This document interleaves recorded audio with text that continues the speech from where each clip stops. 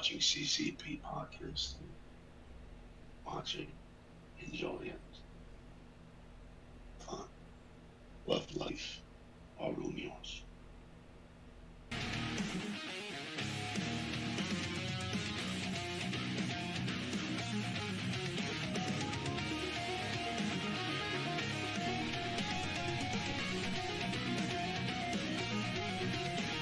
What is happening, friends of CCP Podcasting? Welcome to Inside the Indies. I am Chris Page, and I have got a full house tonight. First of all, let me introduce our special guest coming to us out of HOC Champions. He is the social influencer. He is Mr. Wilson Dyer. How is it going, dude? Welcome to the show on such a short notice at that. I'm doing all right. Thank you guys for having me. I'm really excited for tonight. We're excited to have you on. Of course, I've got JB, Mr. Jonathan Barrows from No Game Unturned. Mr. Barrows, you were with us when we stumbled into HOC Champions a little over a week ago, and I only felt it fitting that you grace us again one more time, rocking that sweet, sweet, sweet Thriller jacket. I appreciate that. It's good to be back. I didn't know much about HOC Champions, and it feels like we've been learning a lot about them over the last week. I'm excited to see another show from them. Yeah, actually, to be perfectly fair and perfectly, transparent, I didn't, first of all, the independent scene is ridiculous everywhere. It's on fire, and for us, you get every now and then you get the talent that pop in, and Wilson, you popped in on our stream a week or so ago, and at the time we didn't know that it was based in Orlando, and of course I'm in Florida now myself, right up the street from you. I'm in Gainesville, and it found out that it's a hop, skip, and a jump away, and then found out that there was a show literally 2 or 3 days later after we filmed the original episode, and I was going to try and get to it. Couldn't work that out and make that happen because adulting sucks. But am able to make it on the 20th here in about 16 days for one of the next shows. You and I linked up off of the live stream, and we've been kind of chatting on and off ever since. We're going to film a Beyond the Bell after the show on the 20th, so we can talk a lot about what I see in person. But in the meantime, we're like, what can we do to, kind of continue the forward motion, right, with HOC Champions? And it just is fitting that we go back and watch the previous show that we didn't catch before, HOC Champions, Legacy of Champions. And maybe, just maybe, we're going to find out what happens to Slothy. Like, that's the $1 million question on our channel. We got to know, right, JB? Yeah, exactly. That was the big mystery. We got to see the detective work as they were trying to solve what happened, but we didn't get to know what happened. Yeah. I got interrogated because of Slothy, so I'm also trying to figure out what happened to Slothy, so I'm excited to rewatch this. Well, we don't have to really wait too long. And of course, guys, if you're in chat, if you have any questions or anything, feel free to drop them. We'll make sure we get them asked. And we're just going to be kind of shooting the shit a little bit about HOC Champions, what's going on down there, because what we saw originally, it was really solid work. We talked a little bit before we came on the air, and I was really impressed with it for being a student show. So I'm stoked to get into this. This is arguably one of the biggest shows. Actually, it's emphasized in the title. It's the biggest. So we'll dive into this, guys. If y'all are ready, we'll get started in 3, 2, 1, play. And as we are getting started, if you direct your attention right above the video screen, you're going to see all the links to HOC Champions. This is coming directly from their YouTube page, which is at the HOC_pro. Encourage you to go over, hit that subscribe button if you have not done so. Go to one of their latest videos. Tell them CCP Podcasting sent you. Plugs are out of the way. Floor is yours, Mr. Dyer. Talk to me a little bit about HOC Champions. How did you get attached to it? So, first thing I want to point out, so this intro that they have right now, this was actually made like a month prior. So this is like the debut of it, and I love it. It's so awesome. But going back to obviously like how I got into HOC and all that, I found them through social media. So I moved down to Florida about 4 years ago in 2020, and I was looking for wrestling schools, and they just popped up on my Instagram one day. I followed them, started virtual classes in December of 2023, and then February of 2024, I started actually wrestling at the HOC and like taking classes. Okay. There's some history here too. So I'm really interested. Of course, our platform really it's strictly independence. That's literally all we do. Every now and then we may run. I test the Twitch police to see if I can just get by with some stuff, and they suspend me for a couple of days. But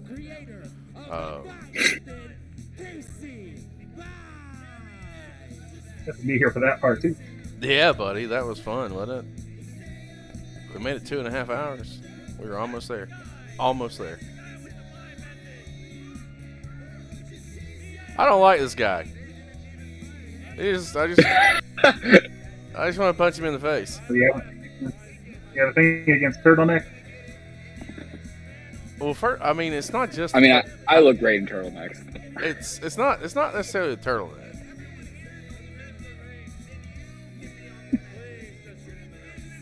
I love the character. Don't get me wrong. It means he's doing his fucking job.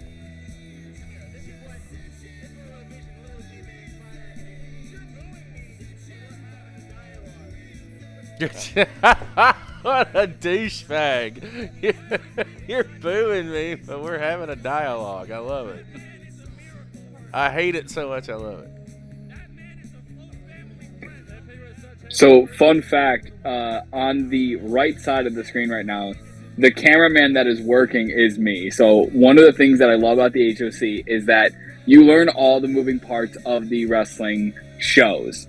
So you're not just a wrestler at the HOC. Like, you're learning how to do the announcing, the commentary, the production side of things. And so that's one of those things that, like, you know, it's learning how, I think one of the biggest things that a lot of wrestlers who are on the indies, who are on like just anything, could learn from is knowing how to work a camera, because if you know how to work the camera from behind it, you're going to know how to guide the cameraman to get that shot that you're looking for. And so I think that's a big thing that the HOC does that's such a beneficial thing, is knowing the production side of a wrestling show. So when you're working the independents, you can provide that value to them, even if you're not even wrestling on the show. So that's one thing that I give amazing props to HOC for, doing. I like hearing that, and I can tell you from just my experiences dealing with companies all over the world, that the most successful companies with their training and with their training schools operate very similar. It's not just, you're not just in the ring training as to be a performer. You are learning the backside of the house, because the biggest misconception, I feel, is that one job is more important than the others when it comes to a company and building a wrestling company. Everyone's job is fucking important. Everyone's job is equally as important.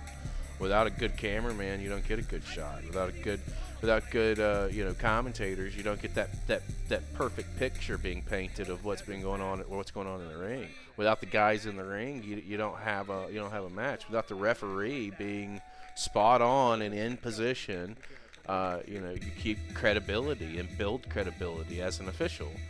Same can be said for the ring announcer. You're putting them over on the way to the ring with how you announce. Like, everything is critical. From Chinatown, Los Angeles, oh, wait a second. He is 190 pounds.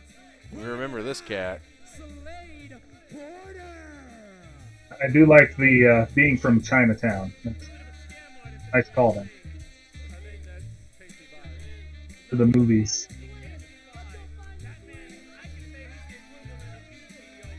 He is looking for Slothy, right? This is the same cat that's looking for Slothy. Okay. Yeah. So Slothy has not disappeared yet, I take it. So Slade actually has. Okay. So All right. So the hunt is on. Slothy disappeared. Yeah, the hunt for Slothy is on at this point. Okay, I'm here for it.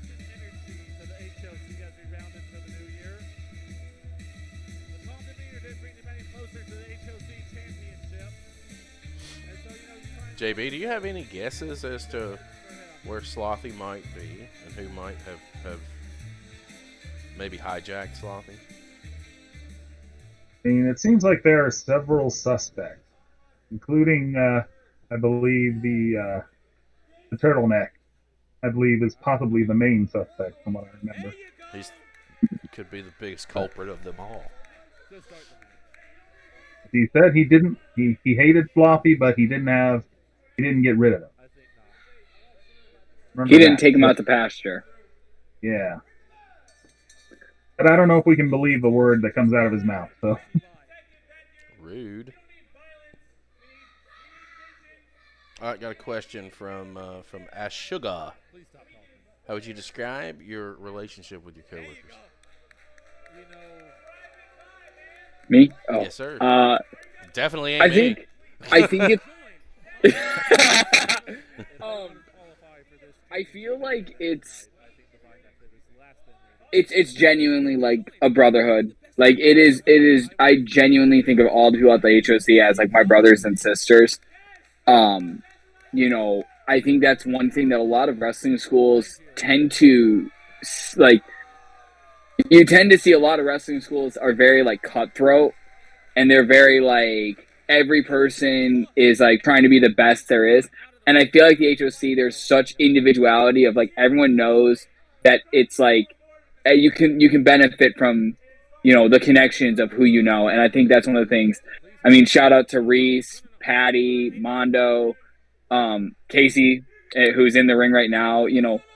I mean, some of those people like I genuinely like hang out with outside of wrestling. Like we don't even talk wrestling, and I think that's so genuinely I think of them as like family. Got a family vibe here. Was this one of the ticketed shows? Yep. So this was our first ever ticketed show.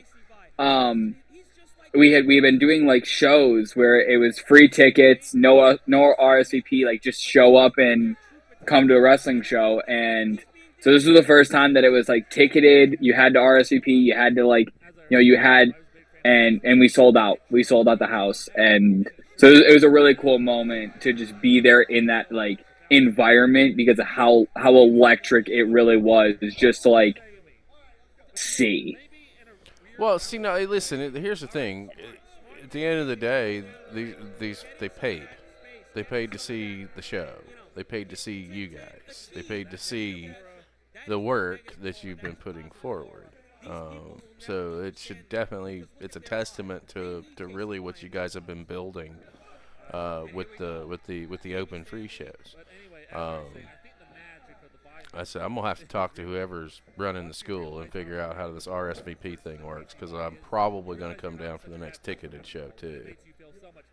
I feel like that's where we're gonna get some payoffs to some things, and I want to probably be there for it when it happens. I as I say, these next couple of shows, it's gonna get electric, and I'm even like looking at it like from a perspective of like not even someone who's at the show, like or who's like working the show, like just as a fan, like there's so much excitement to like for the next couple of shows. We're gonna find out. I liked what I saw, and I'm looking forward to meeting several people attached to the product. I mean, I'm not gonna lie to you. I think I had like 8 or 9 people from the school follow me after that first show. It was unreal. It took me back to Australia. It was the market that we popped in initially. I woke up one morning to like 40 follows from different talents in Australia because we covered a couple of their shows, and I went, "What the fuck is this?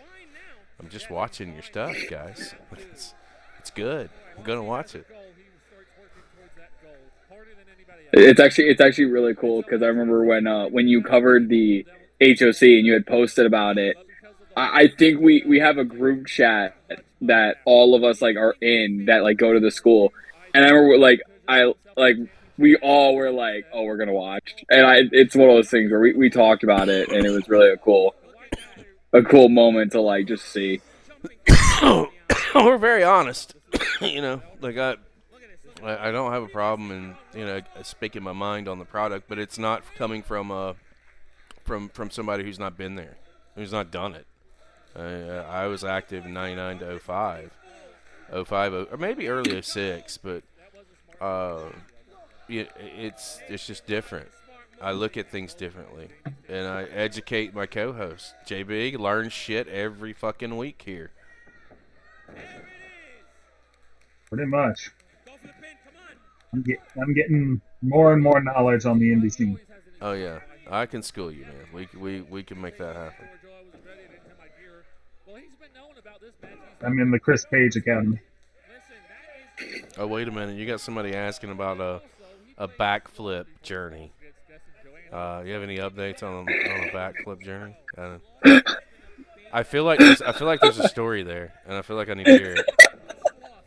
Oh yeah, you listen. Your friends have outed you, so there's something going on now. Now I need to hear the story. Thanks, guys. I appreciate that. So, for context, I posted a while back okay, wait, no, I gotta give better context. So, one of my friends who wrestles is a luchador. His name is El Niño de Oro. And he is, it's kind of scary because, like, him and I have been wrestling around the same amount of time, and the stuff he can do in the ring compared to what I can do in the ring, like, I feel like I move like a 50-year-old. He moves like a limber 15-year-old like Danny, and, so he's just very, like, athletic and just gifted, honestly. But he posted a clip of him doing a backflip, and then I posted a Q&A, I think, like, a week later, and there was this, like one of the questions I got asked was, are you going to let Oro teach you a backflip? And I was like, I don't flip. I'm like FTR, no flips, like, just this. Like, there's no... But now I've officially started trying to learn. So the progress on the backflip, slowly but surely. No, he did not. I thought he was going to pull it. There you go. It is a slow journey, but oh, that was a nasty land. He just went straight rib first into his knee. These three are working hard, though. I know we kind of talked over the match a little bit, but they're really working hard.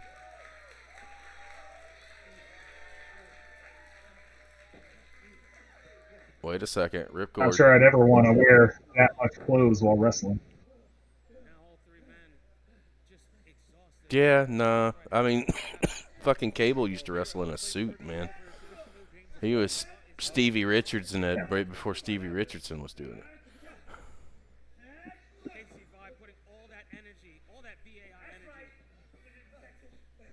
Talking that shit. One of the things I love about these style shows, you can just hear what the wrestlers are saying. It kind of adds to every match. Oh, wait a second. What do we got going on? Cue the fuckery.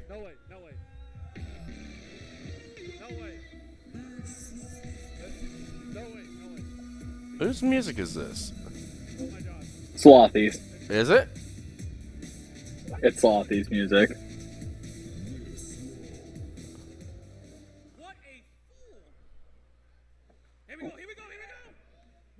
Wait a second. Oh. I don't think he's the one behind it, JB. If he would have won this match based off of the slothy music playing, I may lean that direction. I don't think he's behind it because the capitalization did not work. He tried to make use of it. He tried. He was ready and for I it. I think that's the swerve. I think whoever's behind it is trying to manipulate a situation. Yeah, I'm gonna see this motherfucking story play out. I gotta know. This is Wilson. This is exactly how our platform started, by the way. Just so you're aware, we cut on a random show from Australia, no context, no nothing. 2 or 3 stories hit with us as we were watching, and we were like, we got to see the next one. And before the next show came out, and they run monthly, we were like, fuck it, let's go to the show before it. Let's go see what we missed here. It made us want to go back and see what got us to where we pick it up from. So that's a testament to what you guys are doing. And I say that because there was enough in that first show that hooked us to want to see more. No, and we're definitely all appreciative, of the love and support, honestly, because I think every single person at the HOC works harder. It genuinely feels like everyone pushes each other to do better, and I think it's a very cool thing, and exactly that. It's a testament to how good some of these guys are,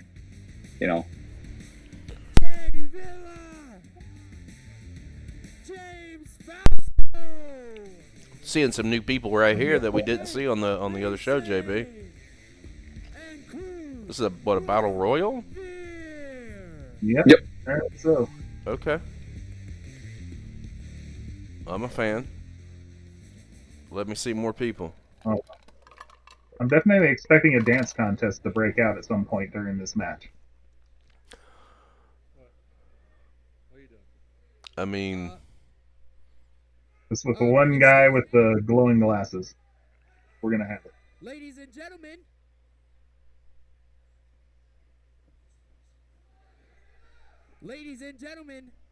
There is right, Ash? Justice for Slothy heard. Samuel G. Kincaid. What are you doing? As I said, man, a Kincaid.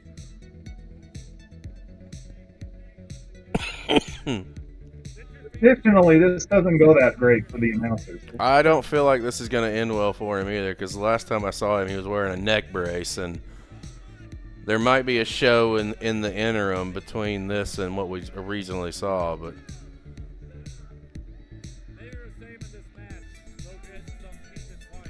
bro, this guy, this music sounds like it came straight out of Revenge of the Nerds.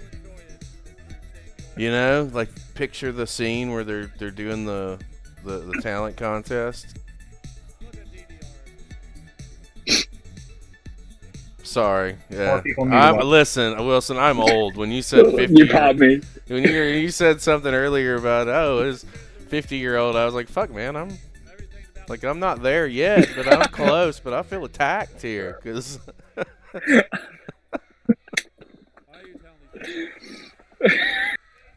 Listen, if you're having fun here, just wait until we do Beyond the Bell. Which, for those in chat, that is definitely a thing. It is going to happen. We're going to have him on Beyond the Bell and sit down and do a real sit-down, full-blown conversation about all things Wilson Dyer.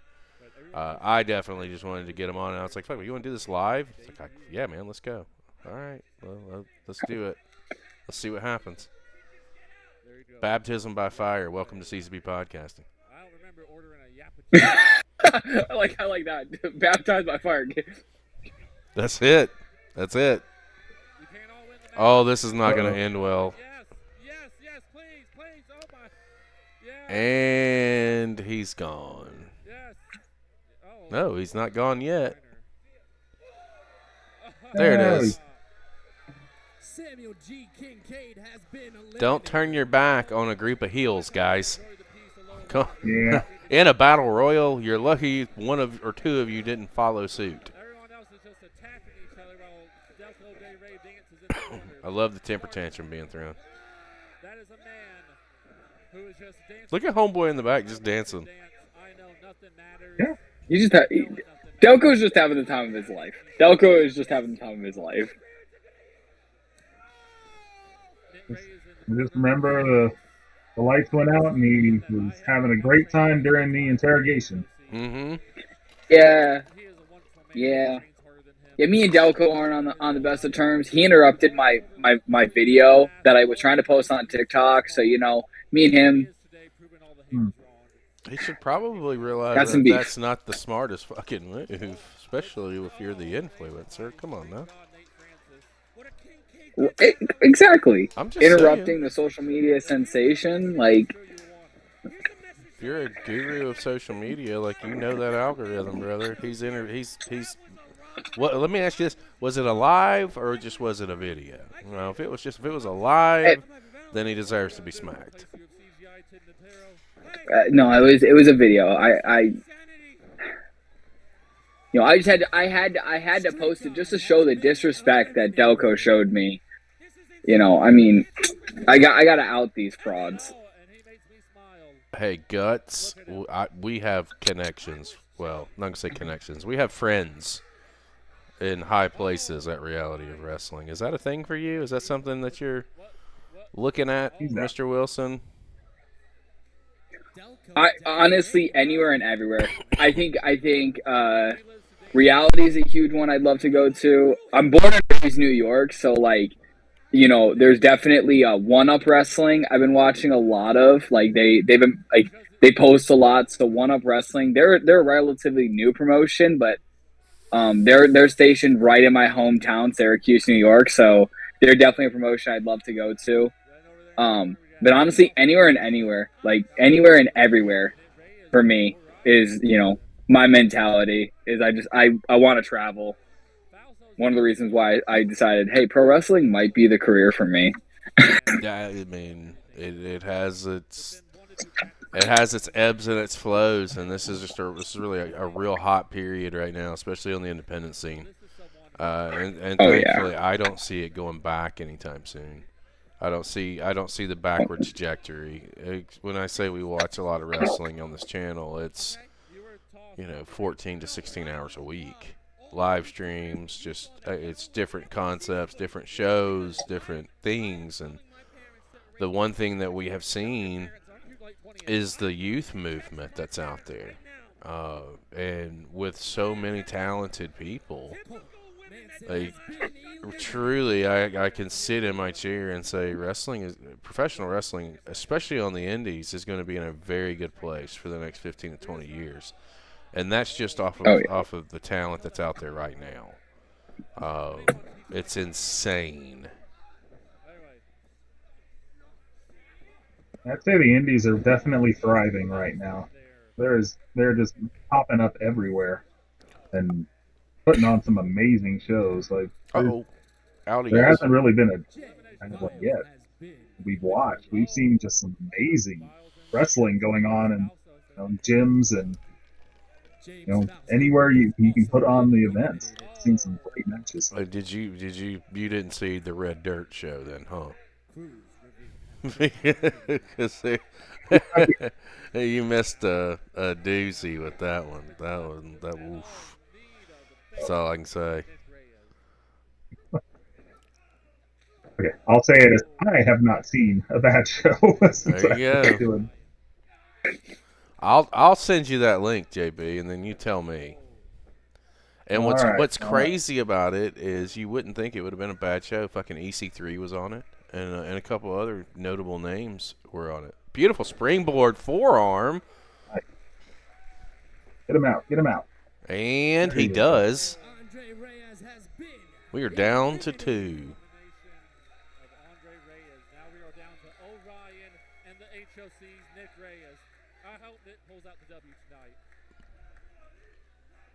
Like I said, no one works harder than him. He drives to and from. He's just telling him to get out of the ring. To come here and train. He doesn't even live in Orlando. Oh no. Not a smart move, sir. You're the first one out. Get over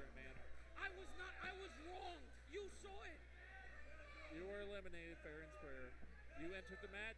You got Oh, now he's back there complaining about being eliminated. That's great. Ryan. At least he got to work the match, too. Oh, that's right. Hey, double pay, brother. Double pay. Announcing and wrestling? Yes, sir.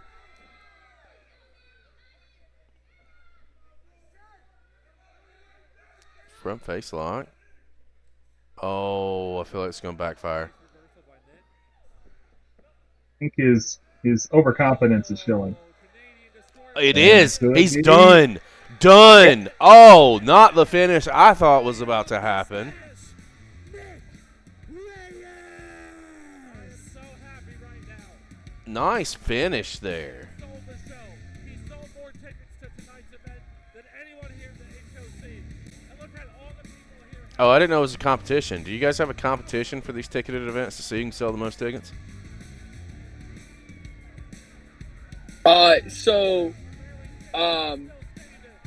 It was definitely like I don't want to say it was like a competition, but I think it was one of those things like, you know, it definitely, I just need to know who gets the credit for my ticket. Because if it's competition, then I feel like I'm obligated to give it to you because you were the first one to come in and say, hey, guys, thank you for watching our shit, and blah, blah, blah, blah, blah.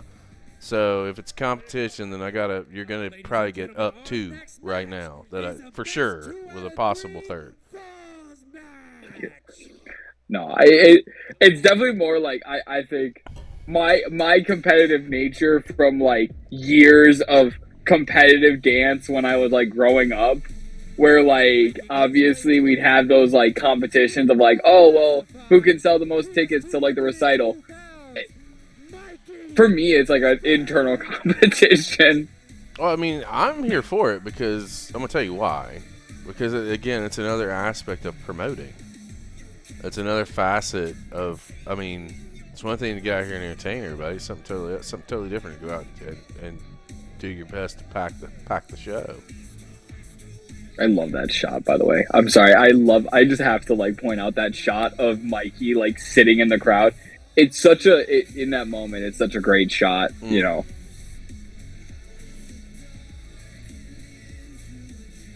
I don't think we saw him on the last show. JB, do you remember seeing him? I reckon. I feel like I would remember. And him jumping like that. Well, I mean, I'm just not gonna lie. I would remember the hair.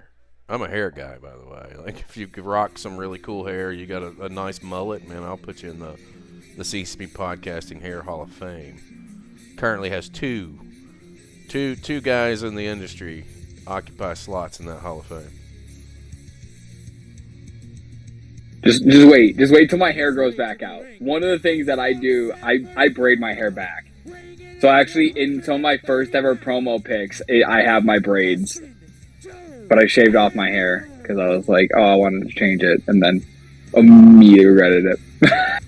Oh, this is gonna be fire. I feel like this kid right here is a prodigy. Like he is a diamond in the rough right now. And this is what, 15? Is that right? So it's 15, 16. Yep. Yeah, that's insane. I saw a social media post. Didn't he just graduate training? Didn't I see a media post about that? He just officially graduated from the HOC, like graduated from his curriculum. So the sky's the limit. I think I cannot say enough about Destin to genuinely put in how much hard work that kid puts in. Like, if I compared how I was at 15 compared to how he is at 15, like how, like, I genuinely, I think the sky is the limit for him, and to be fair, I think truly can't put him over enough. I think most people at 15, most kids at 15, and I don't mean that disrespectfully. Again, I'm in my 40s. I can say that. To show that level of commitment at such a young age is going to go far. Most kids at 15 talk about it. There's very few that are out there that are being about it. Oh yeah, I have a lot of respect. I have a lot of respect for that. Sorry, let me step in. No, I genuinely like to see him work. Just watch him live. And I mean, we had a kids camp at the HOC that me and Destin wrestled each other. Within a match, and to see how he works, it's so awesome. And yeah, I think the sky's the limit for him.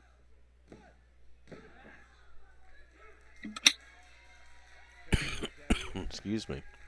Also, the one thing I will say, Mikey's music is my favorite of all. Like, of anyone at the HOC, Mikey's music, I'll sit in my car and listen to.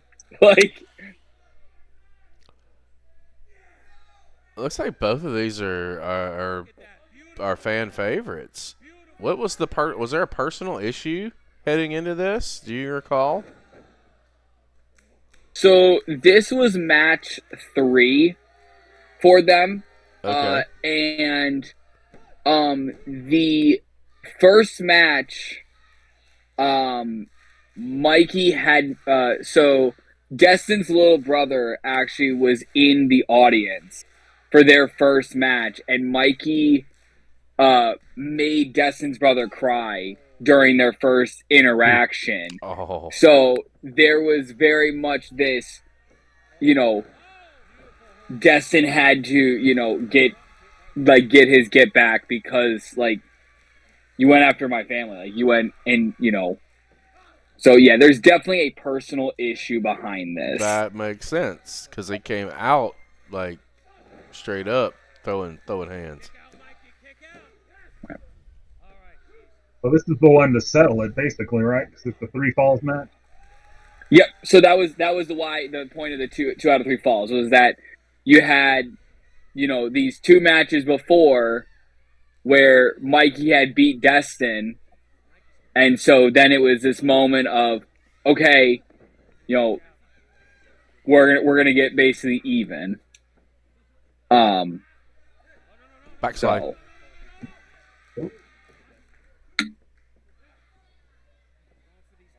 Oh, I call this one of the most dangerous moves in all of professional wrestling, any variation of a cradle. Those son of a bitches, they're sneaky bastards. Oh. Ref kind of turned around for that. Winner of the first fall by disqualification. Oh. Destin Joe Anno. Yeah, don't do that right in front of the referee, bud. Probably shouldn't do that. So if you're gonna do it in a 3 falls match. That's almost a situation where it's worth risking a DQ. But if you're gonna do it, man, grab a chair or something, waffle the fuck out of them, so you can turn around and even it up and possibly pull it away. Oh, there it is. I'll shut the fuck up. He don't need a chair.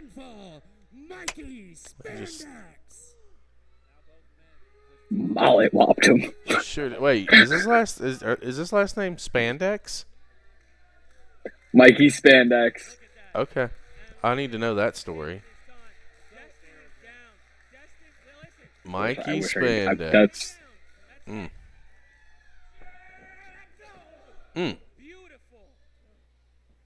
Nice lariat into the corner. Stacks him. Nope. I love how he did not release the wrist. Here we go. That's it. It's got to be on. That's it. Tap out, kids. Just tap out. Destin has a lot of fight in him. I do not see him. How powerful that first DQ is. That's full control now. Yeah, it's led him into full control for sure. So at least the DQ wasn't in vain there. It's definitely played into the second half of the story within the confines of the match.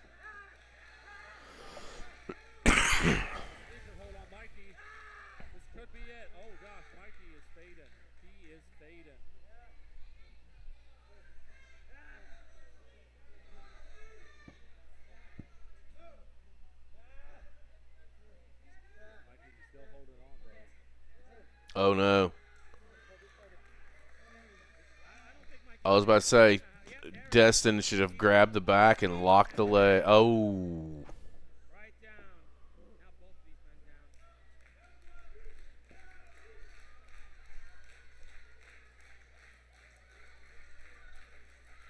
It's a good fucking match.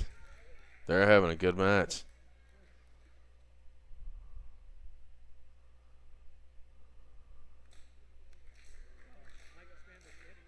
Honestly, this was such a cool match to watch live.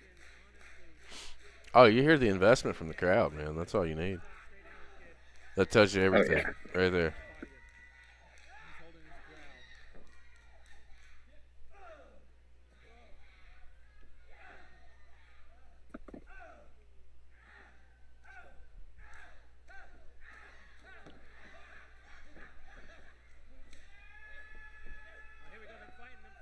Oh. Jawbreaker.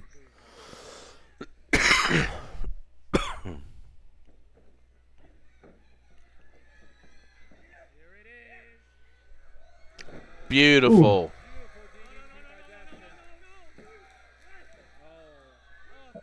That was nice.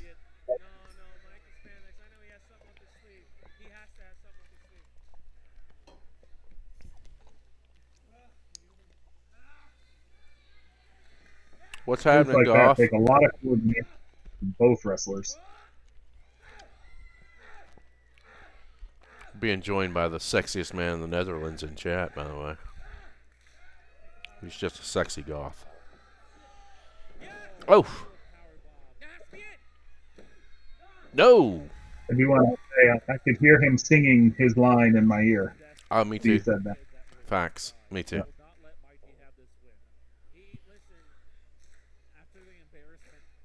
When does he not?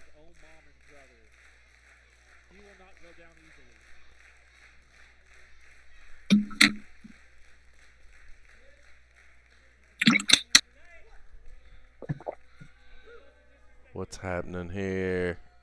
Oh, he's going back for it. Oh, this is going to backfire. Super kick.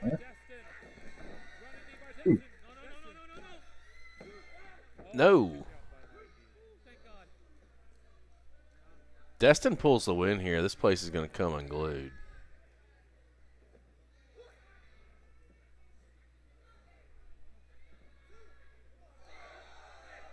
Got caught. Oh, hello, ring apron. Nice to meet you, spine first.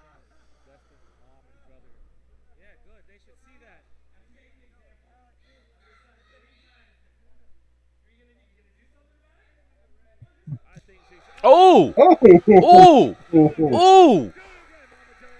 Oh, who is that? That is Destin's mom. Okay. All right, Mama Dust. All right.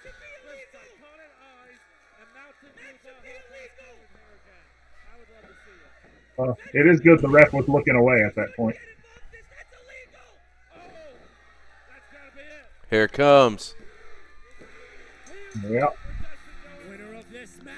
Something there. There's something there. If you're going to get in a stiff, it might as well come from your mom, right?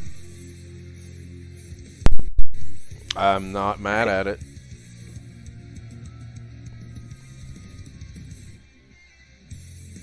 There's definitely something there. Here's what you got to think about, JB. And maybe for you too, Wilson. This is what I see. See where he's at right now. He has another growth spurt. He's going to thicken out a little bit. He's going to get taller. He's 15 years old right now.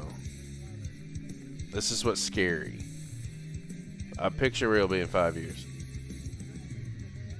By the way, in 5 years, let me just remind you that he's nowhere near his fucking prime. You got about another 10 to 12 before you even think about hitting your prime. That's a very scary thought in a good way for independent wrestling and for wrestling in general.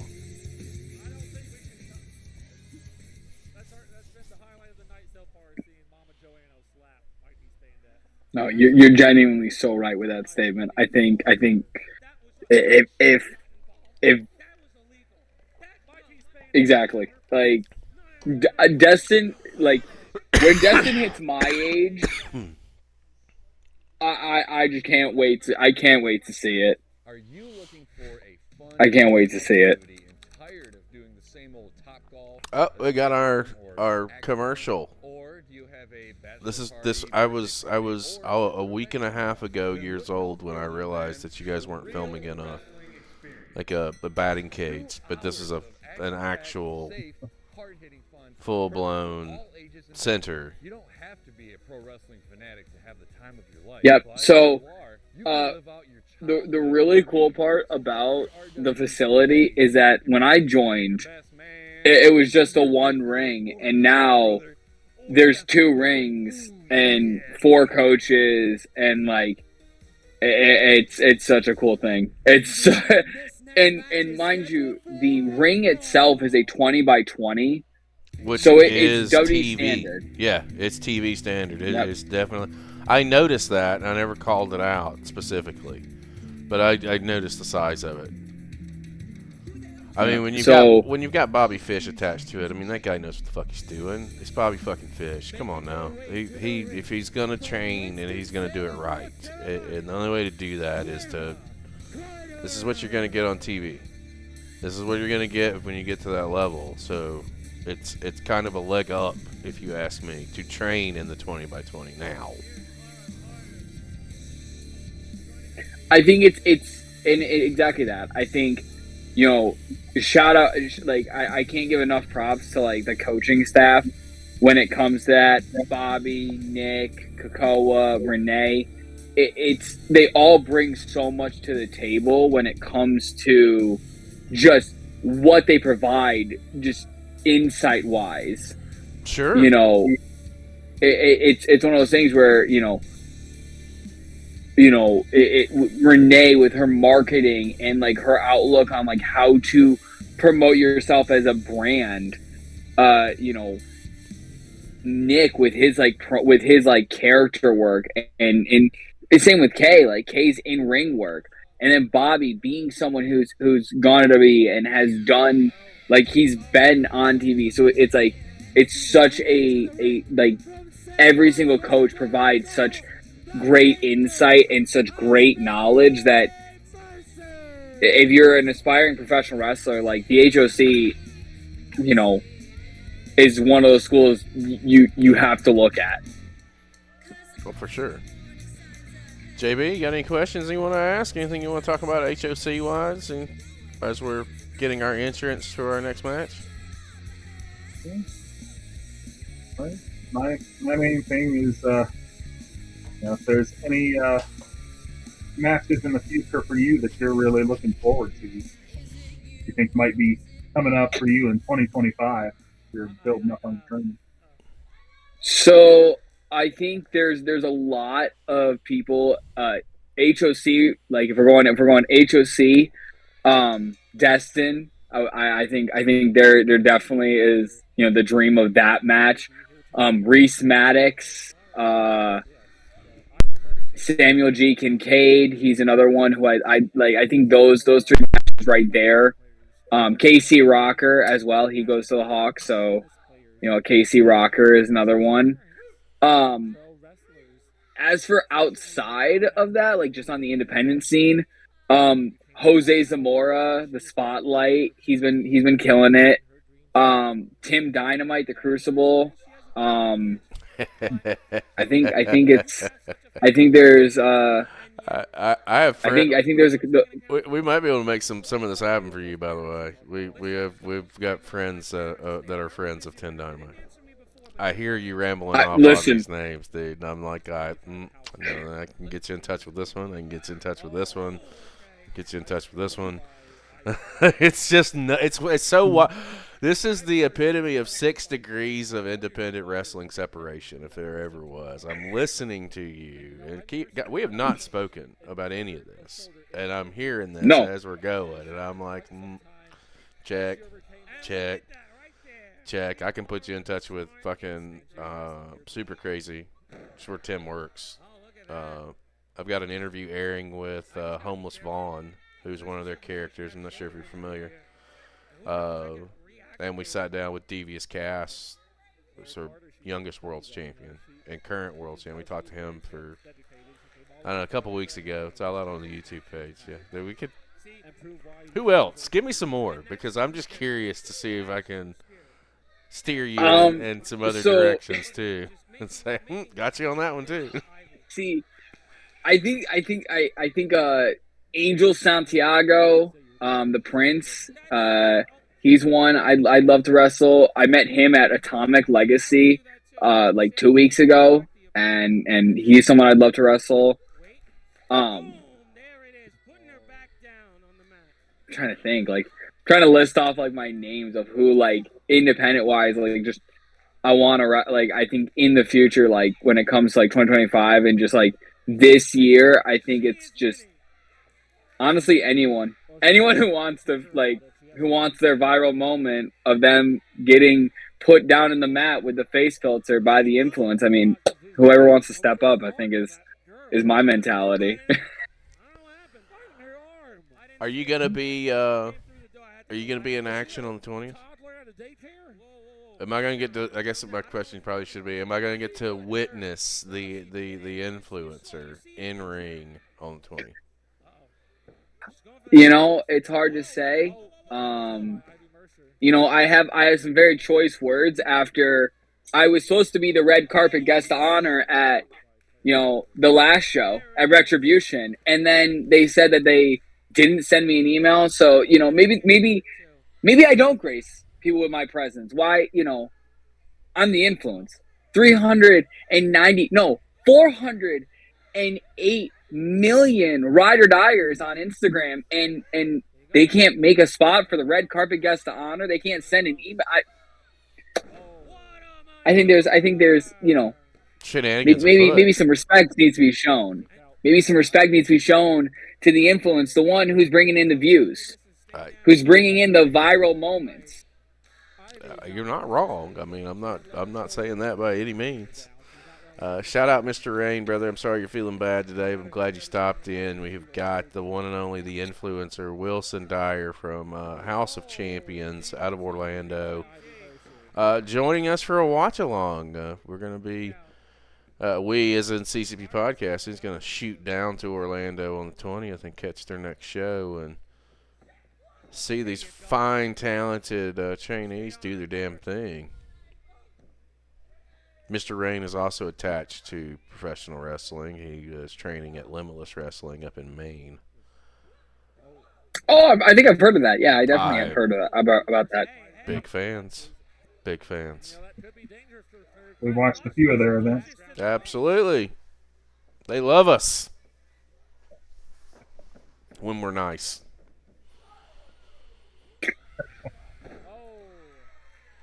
I mean, sometimes it's tough love. Sometimes tough love is needed.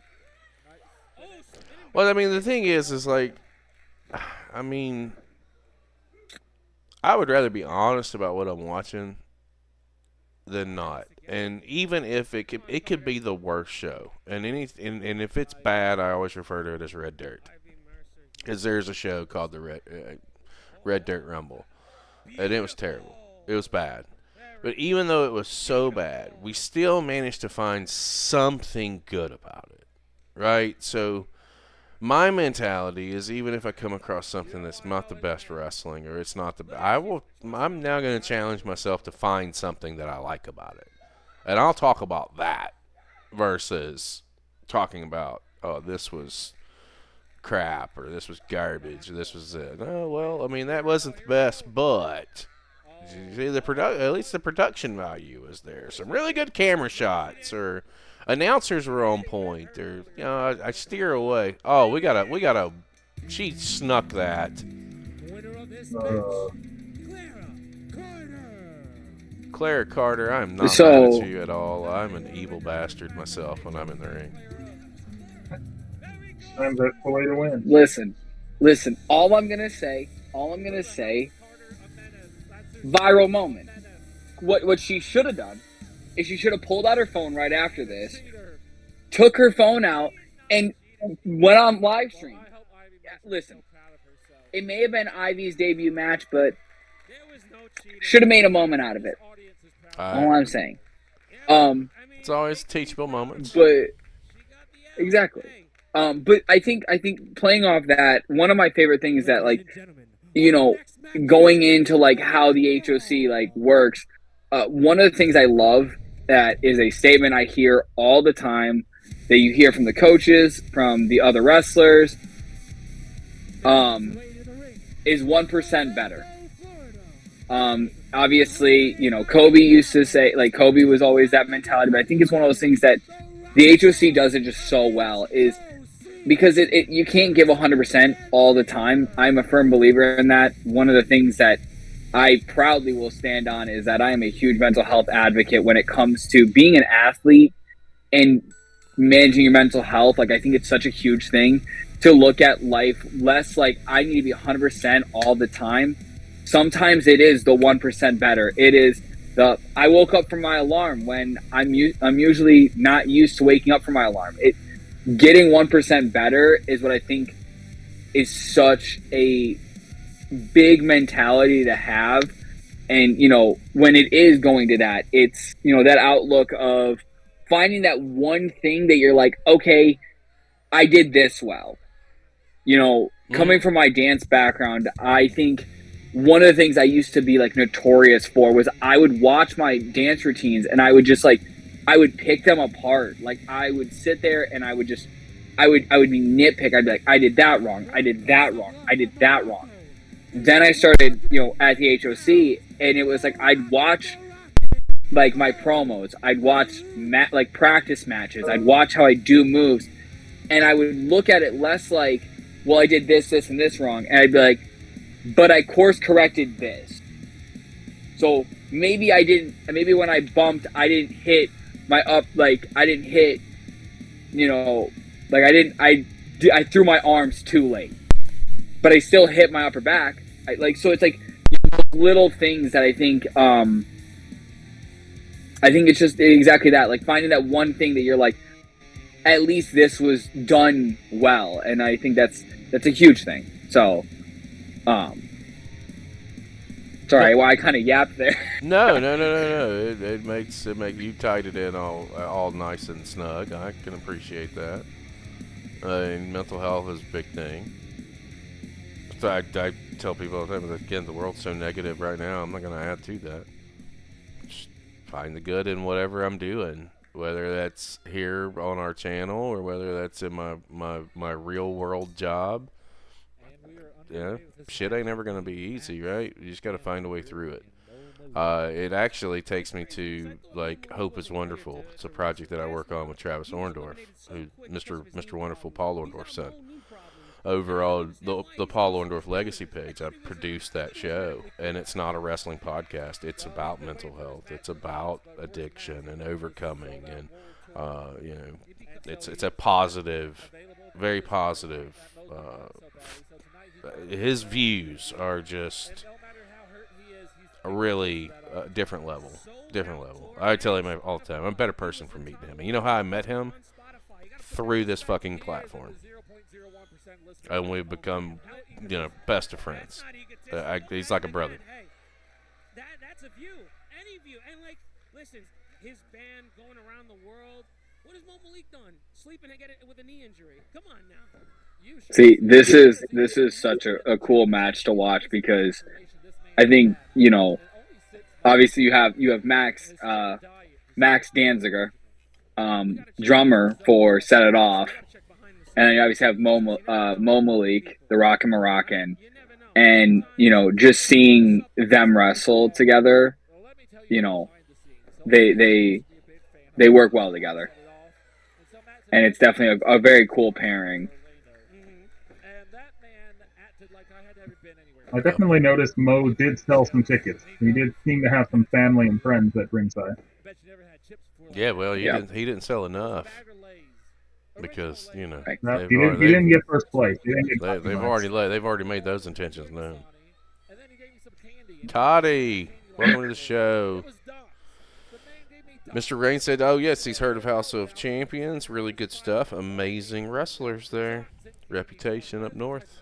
It's already a thing. Hey, come down to Florida.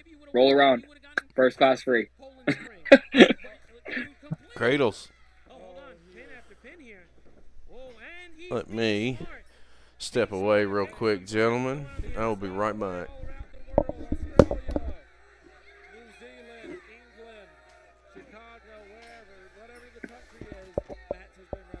This is always a smart maneuver. Take a break when things aren't going your way. Now, messing with fans, I don't know about. But that might get under the guy's skin. So, do you get to do a lot of that? Do you interact a lot with the fans when you're in there? I think it's one of my favorite things to do when it comes to just, especially with the character that I play. It lends itself to just having some very fun crowd interaction. So yeah, definitely. I think interacting with the fans, my hashtag ride or Dyers, as I call them. I think that's one thing that like a lot of people, do, but they don't. I feel like there's so much like untapped potential when it comes to like interacting with fans. So yeah, I think some of my favorite moments as like a wrestler come from interacting with fans and letting the fans like guide the match and guide like how the story is told. Yeah, I mean, it's great when you're there and you feel like you're more part of the show. It just makes it so much more interactive. And I'm sure being the influence, works out great on that. They may want to boo you at times, but at the same time, they're enjoying the atmosphere you bring to the ring. Exactly. The same fans that may boo me pull out their phones because I'm putting on a viral moment. So listen, views talk, and I think that's one thing. Can't be denied. Exactly. Hit him again in the knee. There you go.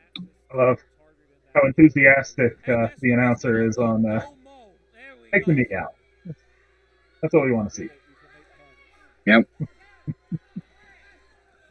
So, the idea behind it is that the previous show to this, Mo had a knee injury.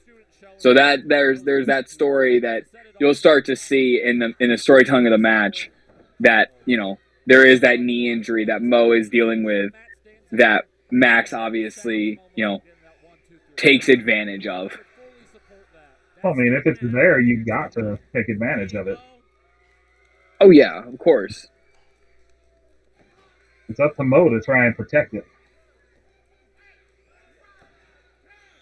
Well, Mo's doing a bad job as of right now. So. Hey, he's not doing great so far. No.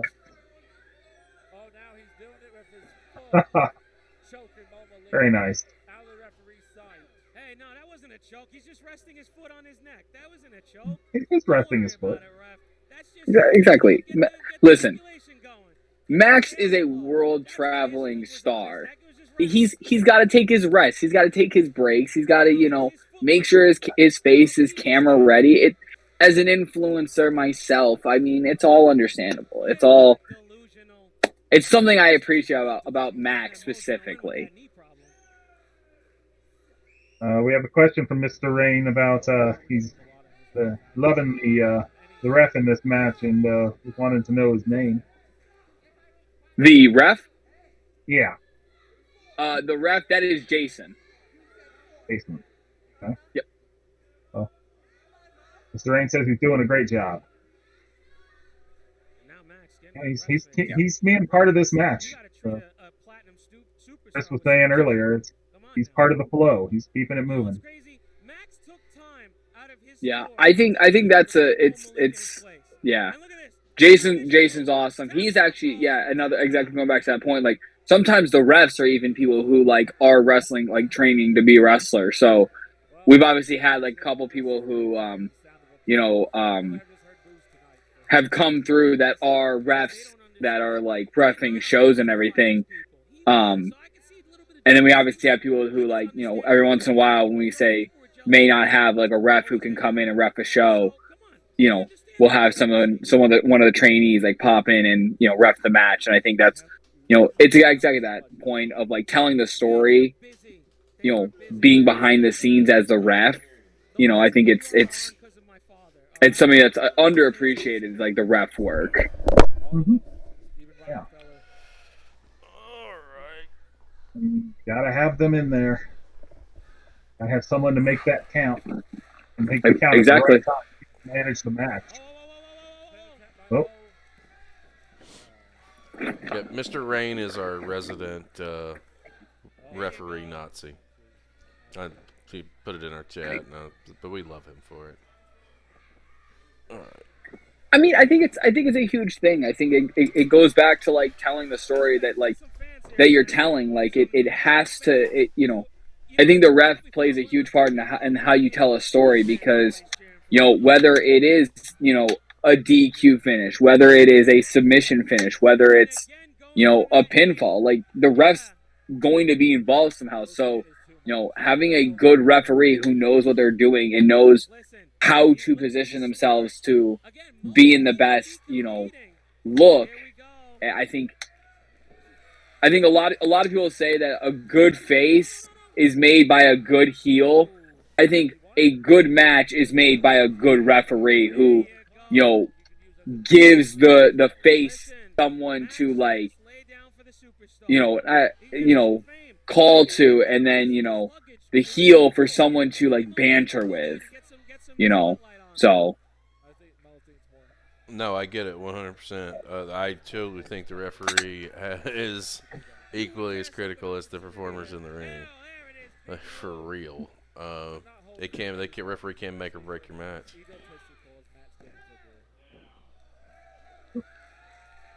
As Mr. Rain says, that extra flavor to the match. Very much agree. Very much agree. Shout out Toddy for the gifted sub, taking us to 20 in like 4 days. That's great. We're definitely on par to hit gold this month, guys. Put it down, dude. Hey. He just wants to play. He just wants to play in the band. Do you see a drum anywhere? Uh-oh. Nice move by Malik.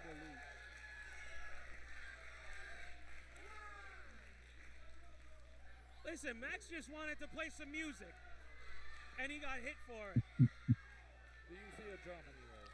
Just wanted to play some music. That's all he wanted to do.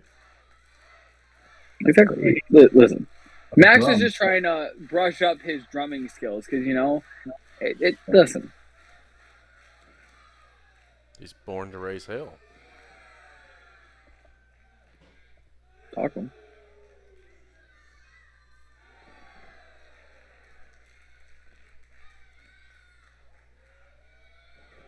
Oof.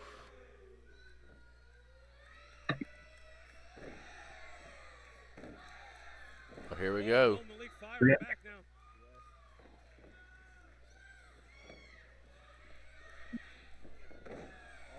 Oh, he just cleaned his clock right there. That one landed. He's favoring that knee. Oh, crossface. Whoa. Don't tap, Maxx. Don't tap.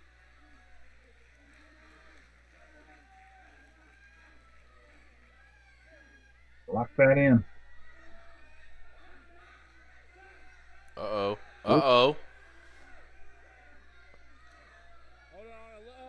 Here we go. Oh, he got it. Counters into a pinfall. I was about to say, man, that's a drummer arm, brother. You got to keep that safe. What's going on here? Oh! Nice. Ooh.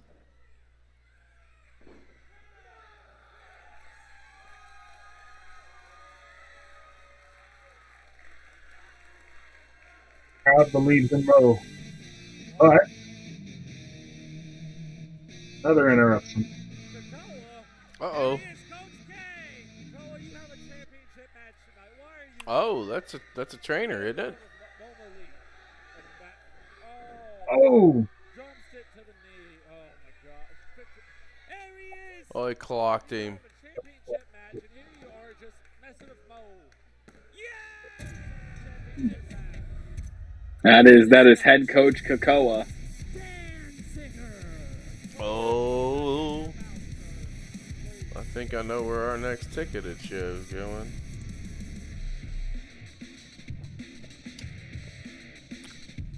It's okay. You don't have to tell me if I'm right. You are illustrious coach.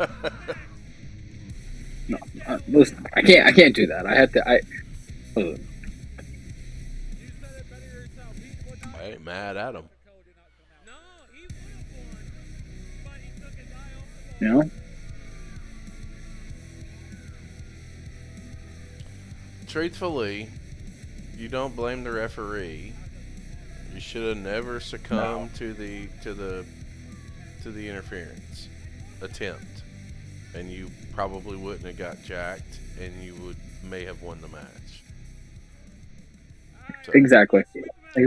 I hate to be that guy, but I'm sure somewhere in the back there's a mirror. We need for him to go look in that mirror, and what who he sees looking back at him is the man responsible for that loss. Listen, Mo just had the attention span of all those, nerds who scroll on TikTok and, have the attention span of a 5-year-old. So, I hate fucking TikTok. should have been. I listen. Listen, me and TikTok have a love-hate relationship. I hate to be the bearer. Was I sad when it got banned? Yes, because all my ride or diers on TikTok I had to say goodbye to. But then I realized that all my ride or diers who are on TikTok follow me on Instagram as well, so they know what they're doing. Yeah, I'm gonna probably piss you off with this statement. I hate all forms of social media. It's the necessary evil. Just go and post our shit, and I'm done. Done. Retweet, stuff that I see, like stuff that I see on Instagram, and I call it a day. Done. you're hurting him. You're hurting him, Chris. I'm sorry. I gotta call it like I see it. You know what? It's okay. It's okay, Chris. I'm gonna change you. I'm gonna change your outlook on social media because you're gonna. Here's what you need to do. Here's your reason why you hate social media. Because everyone you follow doesn't post like me. So what you need to do, unfollow everyone on your social media and just follow me. Well, I mean, I could probably do that. But then Exactly. And then you'd see my gorgeous I face all the time. Then I can't keep up with all the fantastic independent wrestling that we've been known to take care of and look at. I guess that's a valid reason. I'm not sure how our friends over at Progress or over in North Wrestling, over in the UK, our fans out down in Australia. I don't know how they feel about that. You're right. You're right. I'm just saying, here's what we can agree to disagree, and just say that social media is made for some. like the social media sensation, the internet guru, the influencer Dyer. Yeah, exactly. You've got it, man. Yes, absolutely. I will not hate. I will appreciate your form of social media and just say you're way better at it than I am, sir. I'm algorithm's favorite. That's all that matters. At the end of the day. I think I understand what he's done to his students. This is a face only the internet could love. Toddy cheering 100. Good job. Is this what kind of match is this? Is this a singles match or is this a... So this is what is becoming it is a Legacy of Champions match. It is a Royal Rumble match that acts like there's some rules to it. So it was for the vacant HOC Championship because at the time the HOC Championship was vacated. The former champion was Baracco, who vacated the title. But how it works is basically a Royal Rumble style with pinfalls and submissions as well. So you can be eliminated via pinfall, submission, or being thrown over the top rope. Okay, I like that.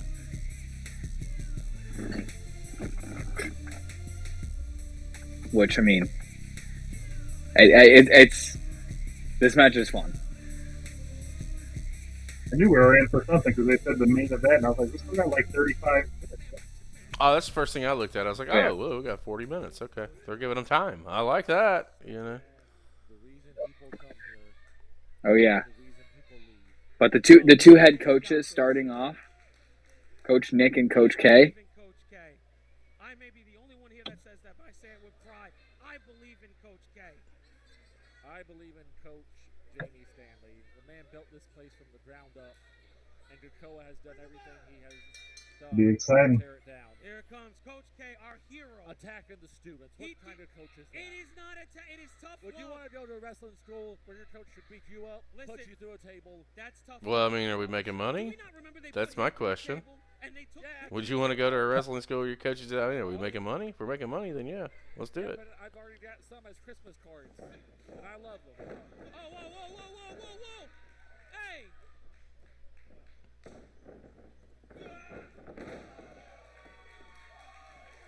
Watch out. Watch out. Watch Doing out. what Watch needs to out. be done already? Oh, No. Close, though. These fans would love nothing more to have saw Krakoa get eliminated. No. If Krakoa wins this match, it will be a bigger Hawaiian disappointment than Moana. No one wants to see what Just caught him and slammed him. he has done here. Nobody wants to see that. I feel like I have seen Krakoa elsewhere, but I just can't. He's been around. The Flying Hawaiian? Yeah, I can't put my finger on where I've seen him though. That's gonna irk me. It's not tough. It's borderline psychotic. He wrestled a lot in Pennsylvania area, like the Pennsylvania wrestling scene. Yeah, no, I mean I just can't. We've literally have done probably 500, 600 shows in a year and a half. Just, I can't keep them straight. Props to y'all. I feel like I've seen him somewhere before. Like I said, it will hit me. I'll send you a DM. I'll be like, this is where I saw him. Here it is. I'm gonna get a message. 3 in the morning. I'm just gonna get a message. I'm gonna be like, huh? Oh no, dude. That's past my bedtime. I'm old. But now you may get one at like 5 or 6 in the morning. You had said something earlier about the 1% better and just like getting up with your alarm clock. I forgot what an alarm clock was because I'm up at 5 o'clock whether I want to be or not.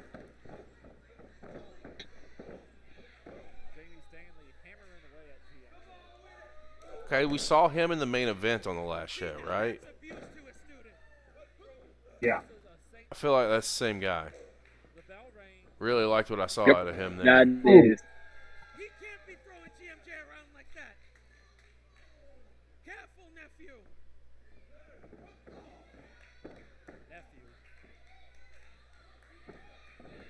Oh, you walked into that spine buster. Patty says we've done 600 shows and still can't get a date for the prom. Oh, well. Is it 600? All right. Whew. I know that we have like 470 or 480 videos on YouTube, and I still have probably 20 or 30 that I haven't put on here, and I deleted everything that had a copyright on it. And that was another, that was like 100, 120. All the old WWF stuff's gone. It's no longer there. Trust me. It's actually really funny. Almost like a sidebar of like just like, so when I was like a lot younger, probably like before I got really into wrestling, I had this like dream. I was like, oh, I want to be a YouTuber. Because like at that time, like YouTube was like really popping off. Mm-hmm. So there are like, I have in my phone probably like 30 videos of like like 9-year-old, 8-year-old me cutting like just as like YouTube videos, and I'm telling you, they will never see the light of day. They will never see the light of day. I'm like, that is like, where did the influence come from? Not that, because I did not know how to hold the camera straight. I'm saying, dude, our YouTube platform only exists because one person told me that it was stupid and that it would never hit 1,000 subscribers. Okay, motherfucker, watch me. We're knocking on 800 right now. 1,000 will be by September. Took 2 years to make that happen. I think that's such a, it's such, I think it's one of those things where I love that. I got a text a while back, probably like a month ago, from someone I went to high school with. And high school obviously wasn't like that far back for me, but you know, it was enough when but I remember the text was like, you know, we all thought you were crazy when you said like, oh, you want to be a pro wrestler. And I was like, I didn't think I was crazy. Because exactly that point of just watch me do it. And I think that's such a thing that, because I have a nephew who I think genuinely like talking like real is probably one of my biggest reasons why like I do what I do, is because I want to, you know, be like an uncle that he can, you know, look up to and be that inspiration. And I think that's one thing I tell like a bunch of like, we did a kids camp and I remember telling the kids like, if you genuinely want to do this and you genuinely like have a dream in mind, whether it's wrestling, you know, you want to be a football player or something like that, just genuinely like, if you have people who doubt you, prove them wrong. Oh, Because yeah. that is one of the best feelings in the world, is when you have the whole world against you and you prove the whole world wrong. Sorry, Yeah. that's a new follower to our social media right there. All he said was get prepared for violence. Yes, sir. You know. Yeah, I get it. As soon as we hit 1,000, we're gonna have what I'm calling a fuck you party, and that's just gonna be just because, you know. I expect an invite. I expect an invite to the fuck you party. It'll be here live on Twitch. It'll be a live stream. And I'll never name the puppy, but those who are in my inner circle know who that individual is, and I know that individual still watches us. So, yeah. Get ready, buddy. That middle finger's coming. Okay. So, I mentioned, obviously, I mentioned in the chat, like the how like you have obviously like a Destin who's been only wrestling like a year, and then obviously you have right here, Ennis, you know, going back to him, like he's been wrestling, and honestly, I can't say enough good things on him as just a he was actually one of the first people to bring me to my first ever out of state wrestling show. So my first ever out of state wrestling show was in North Carolina, Next Level Pro Wrestling, and it was with him and I driving in the car. So that's a Beyond the that Bell was story. a fun car ride. That's a Beyond the Bell story. We just want to tease it. We don't want to give them too much. Listen, there's a lot of stories I can say. Don't worry. I'm a chatterbox. Okay.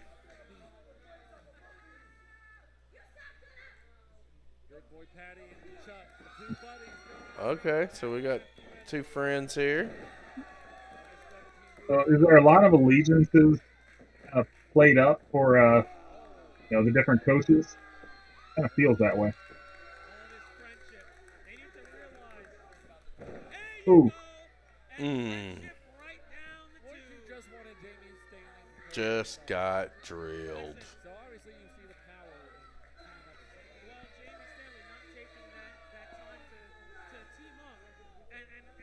in He looks angry. He looks like me when I get hungry. He was just like, give me a Snickers.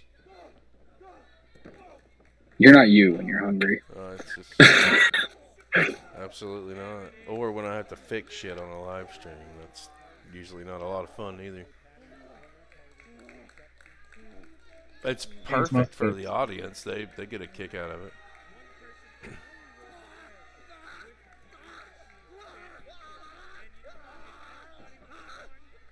Good sell there in the corner.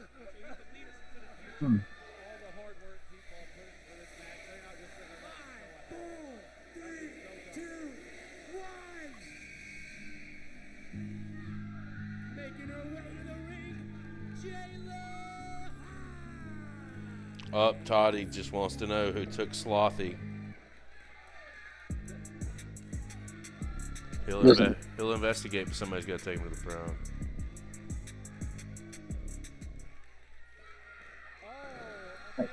Toddy, I would take you to the prom, buddy, but the high school functions aren't my thing. That is why I call Jayla Heights the HOC's. Someone get her out of here! The HOC's feminine nominal. Uh-oh. Oh! Nice knee strike. Oh! Did not see that coming. I expected him to go further. First elimination of this match. Getting GMJ out of here. Come on, bro. You want violence? Let's go. Over top rope, both feet touching the floor. Or being pinned or submitted. There you go!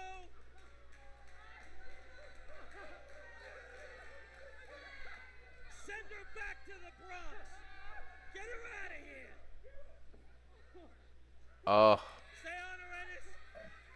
I get it now, Toddy. I get it now. I didn't get it a second ago. Now I get it. Yeah.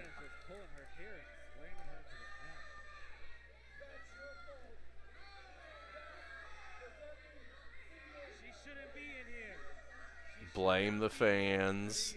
I love that aspect.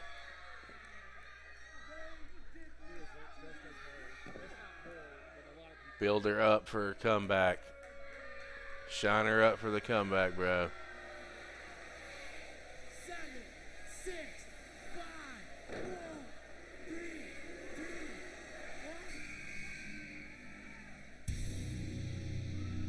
1. Making his way to the ring.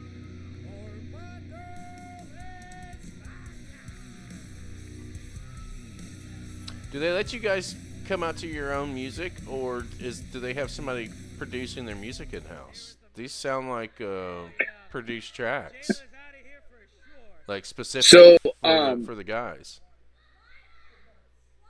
So it's kind of a mixture. There's not really an in-house producer, but we do get to like make our own music. So I know I've made my music. Mondo actually he made his music as well. So it's a mixture because like Reese got his music made by Downstate. Okay. The ones who made Cody's theme. Yeah. So. Oh, he got his revenge. Has been eliminated. That's what I'm talking about, nephew. Effortlessly. Oh. Oh. She said, let's play. That's what I call a sore loser right there.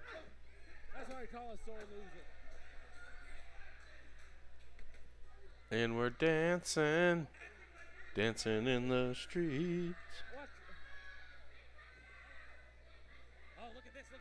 He had no business doing that. Now Matthew in this being a sore loser, tossing. He is not a sore loser. At ringside. How many more entrants do we have? Or are we at our final four? Versus two allies. Listen,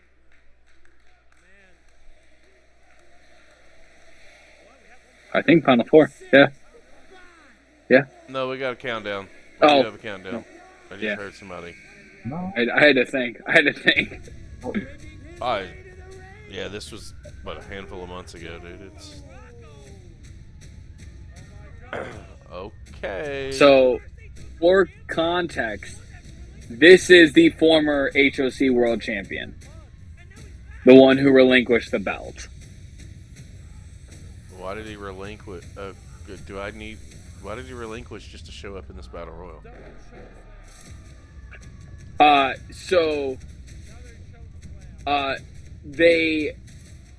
It's a whole story. If it's not something we can get into, then we don't have to get into it by any means. I just asked because it was on the. No, I think they forced him to relinquish, and he had some time away. Okay. So. Well, let's see what happens here. Yeah, that's the guy who hates the women's championship, Toddy. We don't like him. That is pure strength. It's got to be pretty exciting to be around when they're getting ready to crown their first women's champion. The excitement around that belt, not even just for like the women, but like also just the idea, like, you know, it's such, the excitement is awesome. It's electric. Oh, and he is eliminated. Morocco has been eliminated. That's not fair. I mean, that's part of the rules. Doesn't have to be fair. M's are the rules. That's not fair. He shouldn't even have been in this match. He didn't even lose that championship. We're back to the. Well, no, we've still got somebody over here. Getting back into the rings. Why is this child even speaking? Someone shut this chattering animal up. Toddy's going ape shit over that last elimination. That's great. Oh, What is he doing? he ate the super kick. Kid Kua has been eliminated. He just saved you. Do not let his sacrifice be in vain. Get up and punch him in the fucking face. That is not a friendship bond. That's being a simp. Why would you sacrifice yourself in your opportunity for this match? For him? Because friendship does things. That's why. You got thrown out of a battle royal in like 10 seconds, bro. Shut up. Shut your mouth. Sit on commentary and shut up. The numbers game. Kuda sacrificing himself. 10 seconds more than he had. The numbers game. Armando the Metal España. Final three. Okay. 2 versus 1. Patty has no chance now. 2-on-1.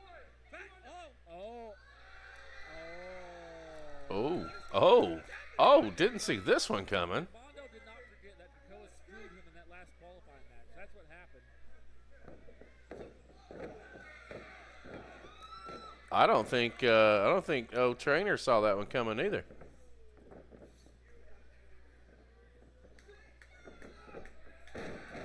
Overhead throw. Armando, what are you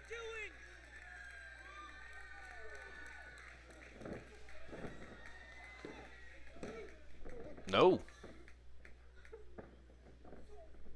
Again, deadliest finish. Any kind of cradle.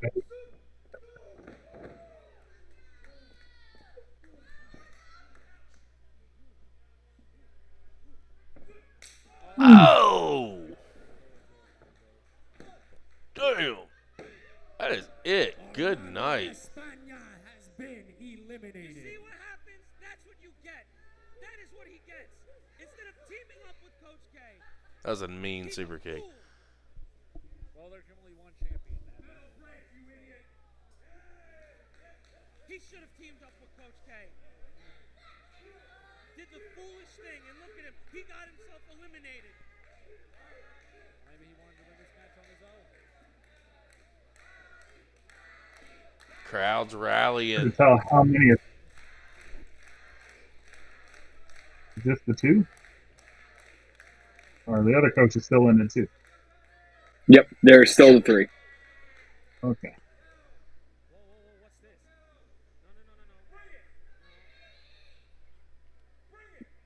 No. Oh.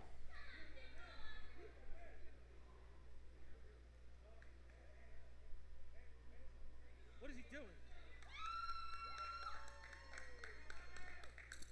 What are you doing? Oh. JB State has been eliminated. Now that is a selfless man right here. He's telling his student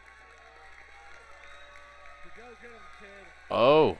Go chase your dream. Go Oh, man. Okay. and become HOC That's good storytelling right there. What have you done? If you listen to him, you listen to a coach that don't care about you. He sucks, and so are you. Oh. Are you mad, huh? Let's settle it. It's been too long. It's been too dang long.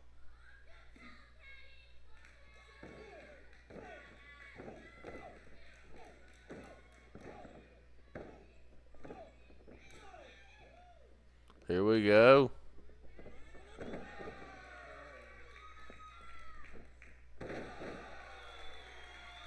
I love this ring, dude. I love the ring. Such a great ring. Such a great ring.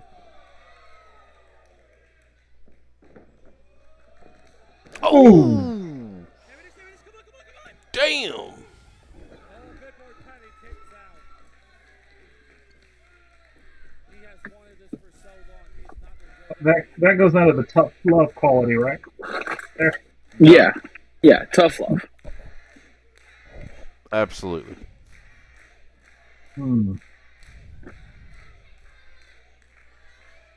Shit was making me excited for the 20th, dude. I'm not gonna lie.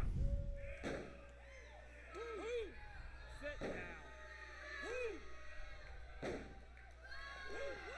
Oh, wait a second. Yeah. Yeah. Yeah. Revenge. Earlier in the night, Oh. Mo's here to do the same to Krakoa. Oh, now here comes Maxx. Mm-mm. They're fighting by the title. Bye-bye, little drummer boy. Drummer man. I'm a drummer man.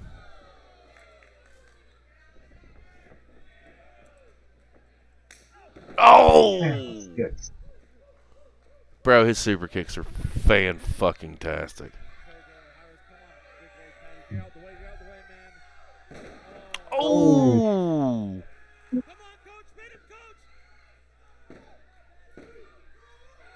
Oh. Oh. Oh!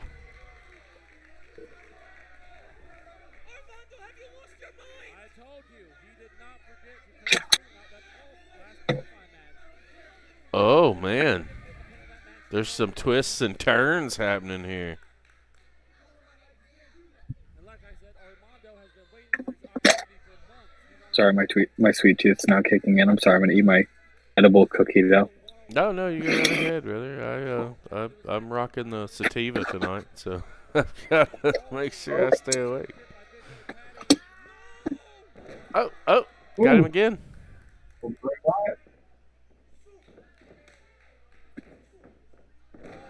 Pop-up sit-out powerbomb.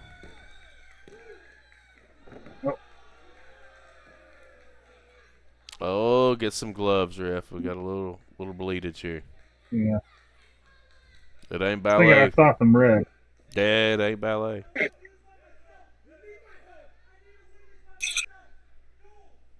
Mr. Rain, cheers to you, sir. Hybrids all the way. I can appreciate that too. It just depends on the day.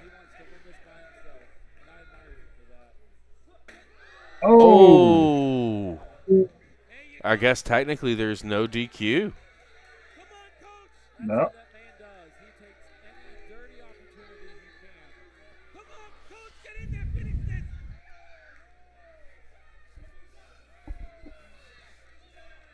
I love the fact there's a couple hundred people here.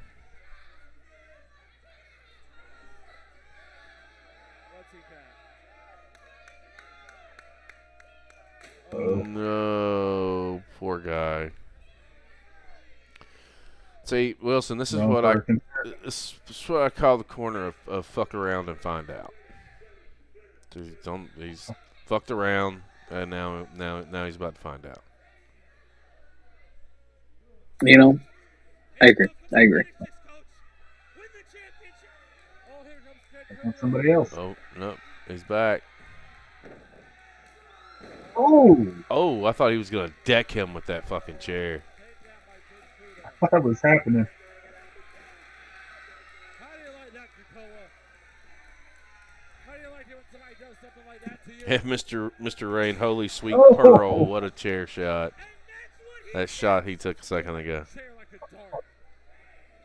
That's what the kid gets.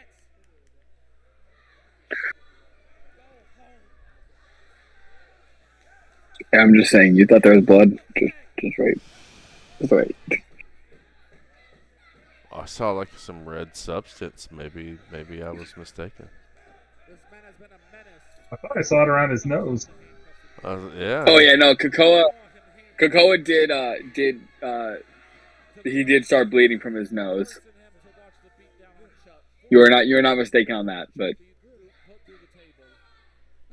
Oh no, we've now exposed Turnbuckle. Go after the one that matters, bro. You should know this.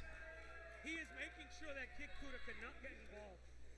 Well, You're right, he did handcuff Patty. But that was okay. I stand corrected. You know, you've got everybody and their mother running in after you. I get it. Maniacal hatred.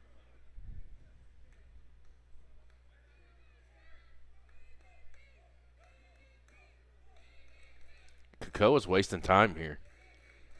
He's got to get him up and just toss him over the top rope. Unless it's now time to make a statement. It's time to make a statement. are you sure you're not the insider? I feel like you were like, all right, time to make a statement. All of a sudden, Brother, all right, listen, wait. man. I know. So I'm not trying to toot my own horn. I watch so much professional. I study it. This is fun for me because it allows me to reconnect with something that I was very deeply in love with for 5 or 6 years. And I write so much. I consult with feds. I consult with creative. There's so much that I do behind the scenes that a lot of people don't ever see. The psychology behind the match calls for it. For me as I'm watching it. Like he started out, and I'm just going with the progression of the match and the flow of the match. I don't think we're done. I think something else is going to happen. But had Krakoa seized the moment versus trying to make a statement here, he's probably going to save himself a backfire. Oh! Yeah, he's like that chair thrown at him. I think it got him pretty good. I just saw that. He is bleeding like a sieve. There's a pool over there. Yep. It did get him. But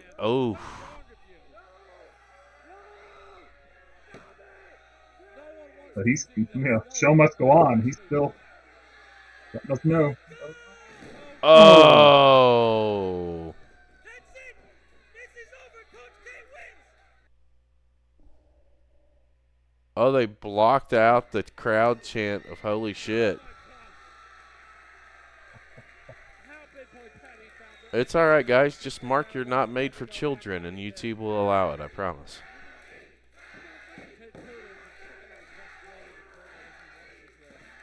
Man, how many stitches did he have to get, or staples, when this was said and done?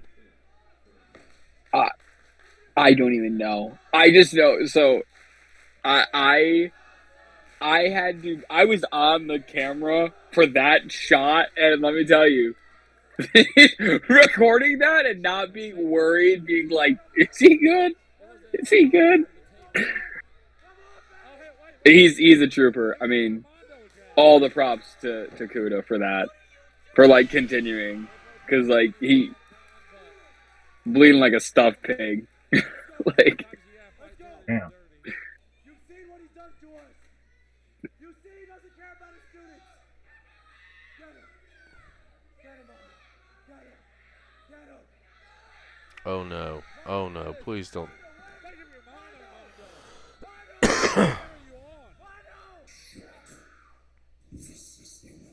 Oh. I know that music. That's Bobby Fish. Uh-huh. There's one coach.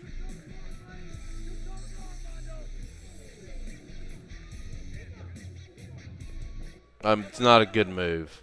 You're fucked. The HOC's newest head coach. He's taking out Armando. What are you doing, Bobby? What? That is what a coach should be. Everything Krakoa is not. He is handling business. Talk about tough love. That's your tough love, Samuel. That's your tough love. I love the fact that this guy's bleeding like a hog in the ring and he is still chanting and cheering. That is adrenaline right there, ladies and gentlemen. straight adrenaline.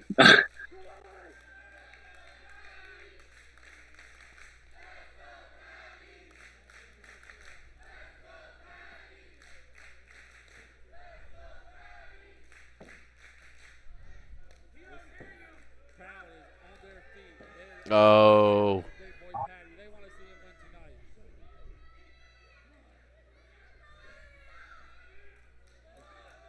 Oh, you're fucking around, bro.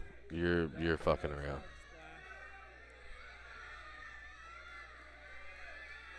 I love that old school NXT theme for Bobby Fish.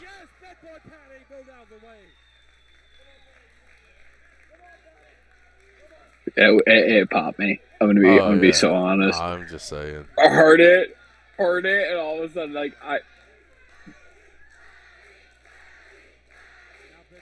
They want to see it, man. They want to see it.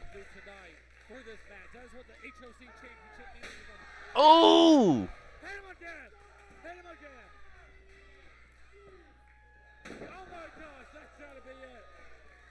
Toss him. Toss him. Listen to this place blow. Oh, he's going to take the pin. He did.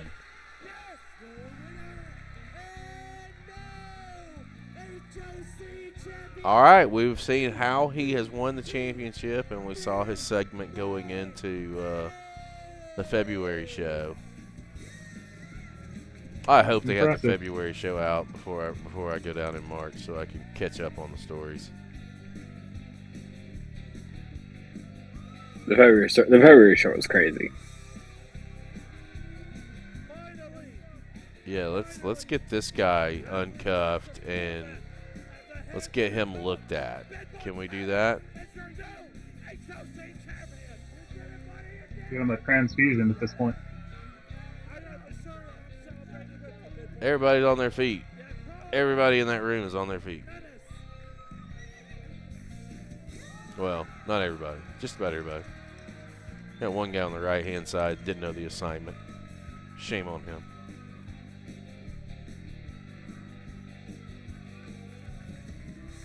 There's a moment.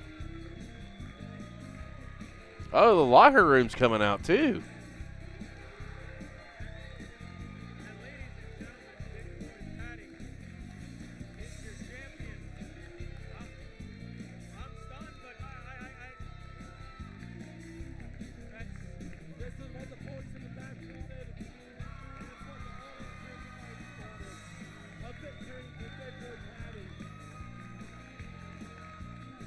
What a show. Yeah.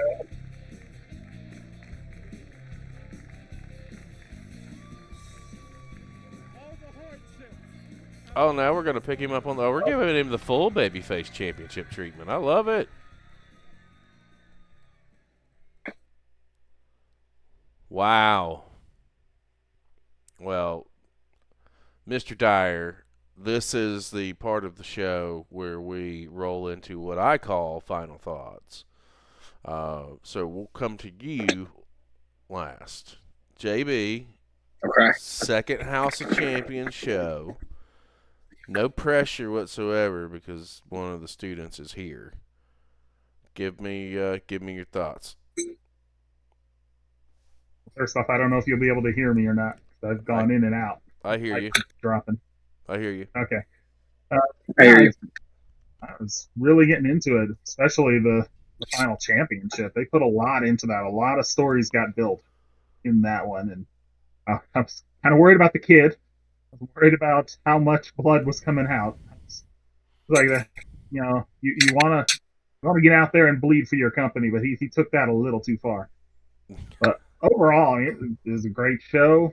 Got to see a lot of talent on their way up.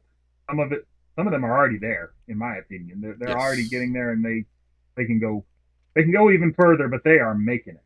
And it's great to see everyone's thriving, how the show's going. So I like it. With me, I'm more excited to come down and see and witness and feel the room, as you say, or as I say, firsthand. I really like the wrestling.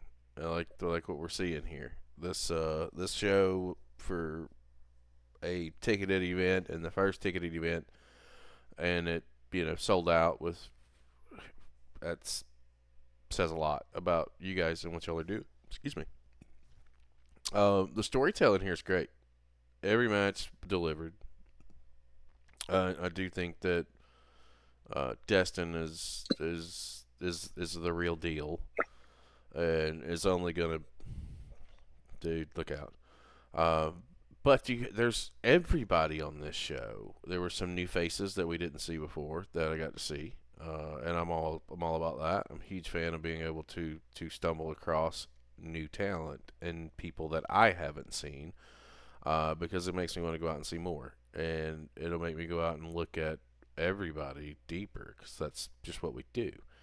I think the production stands by itself. It's a really, really well put together show, and I love the fact that you guys are in a 20x20. I think that is a huge advantage for anyone taking part in that. Because if you do get the opportunity and you do get the call, your footwork will come back to you pretty quickly.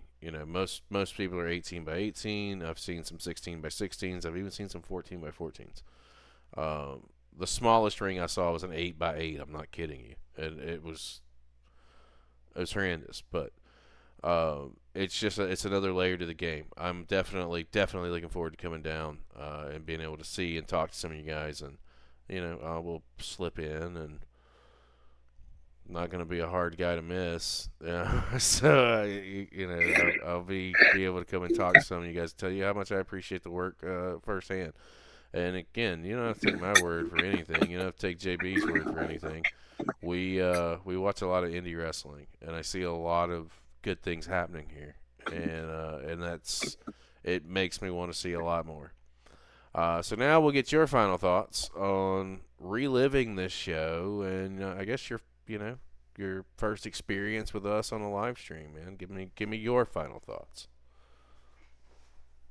So firstly, I'll say, as my first ever appearance on any live talk show, I'm very grateful for the experience. You guys are awesome. The banter is awesome. I love talking. I think that's one of the things that why I was drawn to wrestling was I get to just talk. Talk them in the building. But no, reliving this show, I think it just stands to show why I think when I joined the HOC, it was February of 2024, and I came at pretty much the start of a year. And to watch a year of storytelling, a year of these building of these moments, because you saw a culmination of it all. You saw, as you guys said, new faces, people who are getting greenlit and they're finally wrestling on shows, and you're seeing them get their moment to really, take center stage. And, I think reliving the show just shows why, like, I think, I think it's such a crazy thing to say that I am a student of the HOC, because I think the caliber of what's being put on is, it's comparable to a lot of, solid work. And I think that's a big thing. So yeah, my final thoughts, I think the quality you guys are seeing is only getting better as we go from show to show. And I think that's really like a testament to everyone who is at the HOC. 100% agree.